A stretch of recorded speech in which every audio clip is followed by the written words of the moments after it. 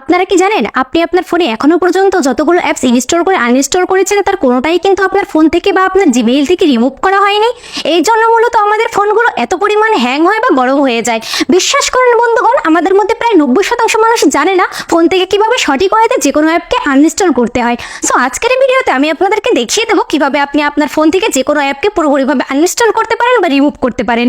So এরকম আরও tips পেতে আমাকে ফলো দিয়ে রাখতে পারেন, যা আপনার অনেক কাজে দেবে এবং আপনারা চাইলে ভিডিওটি অন্যান্য ভাই বোনদের শেয়ার করে দেখার সুযোগ করে দিতে পারেন। শুরুতে আপনারা প্লে স্টোরে প্রবেশ করবেন। প্লে স্টোরে প্রবেশ করার পরে উপরের দিকে দেখতে পাচ্ছেন প্লে স্টোরের প্রোফাইল আইকন, এখানে ক্লিক করবেন। ক্লিক করার পরে এই যে দেখতে পাচ্ছেন ম্যানেজ অ্যাপস অ্যান্ড ডিভাইস, এখানে ট্যাপ দিবেন। দেন দেখুন এক পাশে ওভারভিউ এবং অন্য পাশে ম্যানেজ লেখা রয়েছে, আপনারা ম্যানেজে ট্যাপ দিবেন। ম্যানেজে ট্যাপ দেওয়ার পরে এই যে দেখুন এখানে আপনাদের ফোনে যত অ্যাপস ইনস্টল করা রয়েছে সেই অ্যাপগুলো শো করবে। দেন আপনারা ইনস্টলে ক্লিক করবেন। ক্লিক করার পরে এই যে দেখুন ইনস্টল, তার নিচে রয়েছে নট ইনস্টলড, আপনারা নট ইনস্টলে ক্লিক করবেন। নট ইনস্টলে ক্লিক করার পরে এই যে দেখুন এখানে আপনাদের যে অ্যাপগুলো শো করবে, আপনারা কিন্তু ইতিপূর্বে এই অ্যাপগুলো কোনো না কোনো সময় আনইনস্টল করেছিলেন, সেই অ্যাপগুলো কিন্তু এখানে রয়েই গিয়েছে। সো এক এক করে অল মার্ক করে দিবেন। তারপর দেখতে পাচ্ছেন উপরের দিকে ডিলিট আইকন রয়েছে, এখানে ক্লিক করবেন। এখানে ক্লিক করার পরে এই যে দেখুন রিমুভে ক্লিক করে দিবেন।